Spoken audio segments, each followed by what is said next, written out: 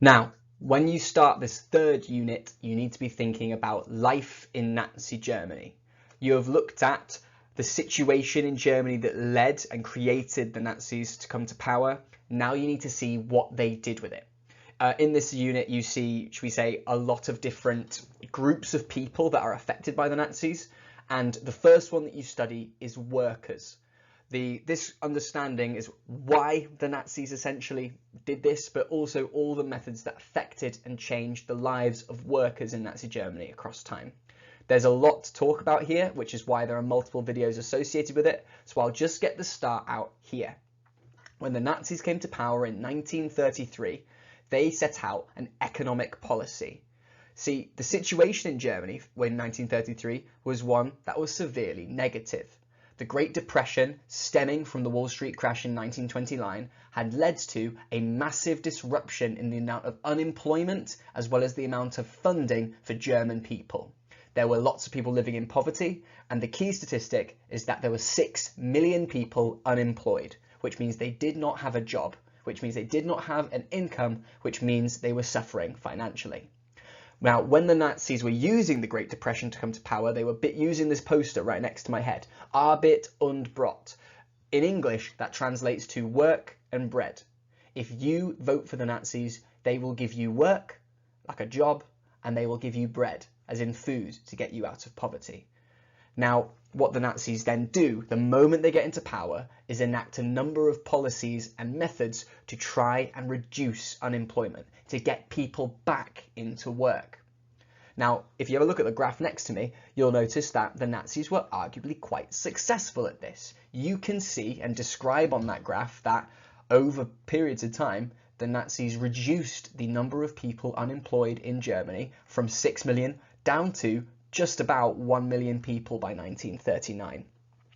Now, what this meant is that the Nazis had done a number of things, and some of those things are quite important. Firstly, the Nazis introduced a thing called the National Labour Service. This was a way to get people under the age or between the ages of 18 and 25 into work by legally forcing people to join a work program once they left school, which meant there were no unemployed people leaving school. You instantly had a job.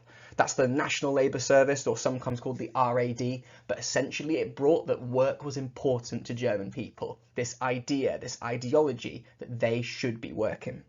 Another one was that the establishment of public work schemes. The big famous one is autobahns, or motorways in Germany, but the Nazis brought out really big schemes of work for people to get involved in. So building motorways requires lots of people, it requires lots of workers and builders, and so the Nazis said, right, let's have something to build together, why not build motorways, connect our cities together? So people went and worked.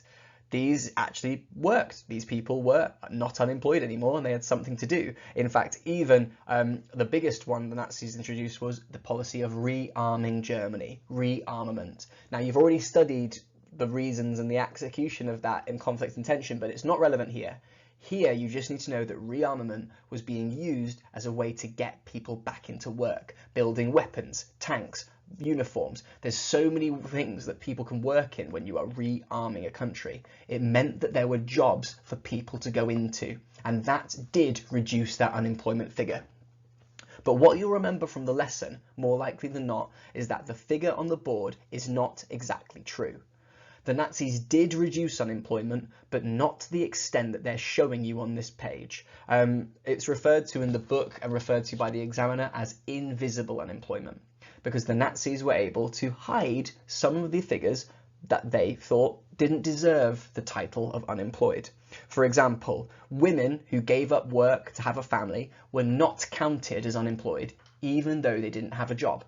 This was because of the Nazis' ideas on women, which we'll get into later, but those people, even though they didn't have a job, were not included on this figure, which made the figure drop lower than it actually was.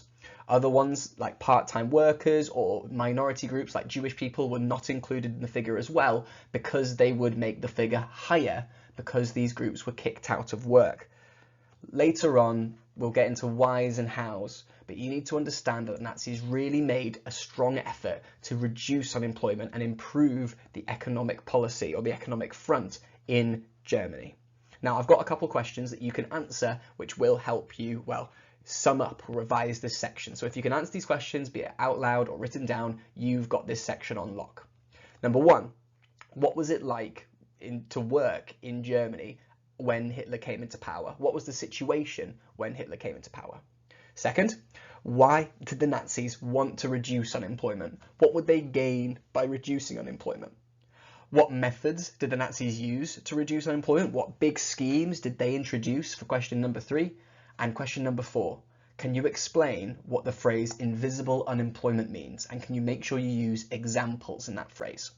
We'll get into some more detail about workers in the later videos, but for this one, answer those questions and use pages 52 and 53 in the textbook. Good luck, I'll see you later.